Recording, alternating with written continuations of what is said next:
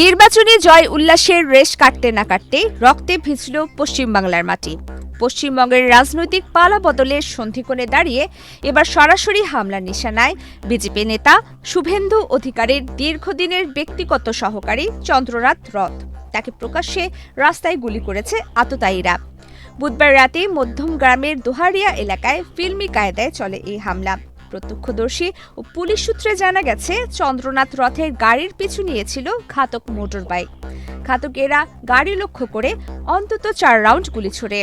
গাড়ির কাচ ভেদ করে চন্দ্রনাথের বুকে অন্তত 2টি গুলি লাগে।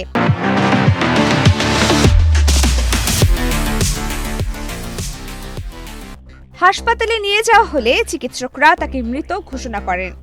গাড়িতে থাকা তার সহযোগী বুদ্ধদেব বেরাও গুরুতর আহত হয়ে হাসপাতালে চিকিৎসাধীন। এই হত্যাকাণ্ডের মাত্র কয়েক ঘন্টা আগে খোদ শুভেন্দু অধিকারী শান্তি বজায় রাখার আবেদন জানিয়েছিলেন, কিন্তু সেই আর্জি যে বুলেটের শব্দে চাপা পড়ে গেল তা স্পষ্ট।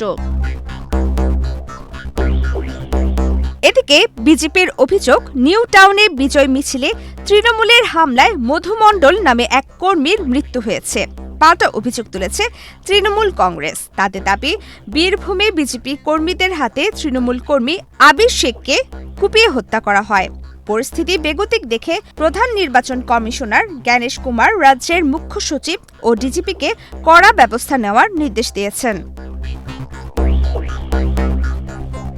গত 4 মে বিধানসভা নির্বাচনের ফলে নিরঙ্কুশ সংখ্যাগরিষ্ঠতা নিয়ে প্রথমবারের মতো সরকার করতে যাচ্ছে বিজেপি। মুখ্যমন্ত্রী হিসেবে শুভেন্দু অধিকারীর নাম যখন চূড়ান্ত, ঠিক সেই মুহূর্তে তার ছায়াসঙ্গীকে হত্যা করা কেবল একটি অপরাধ নয়, বরং একটি রাজনৈতিক বার্তা হিসেবে দেখছেন বিশ্লেষকেরা। প্রমিতি কিবরে ইসলাম, বাংলাদেশ প্রতিদিন।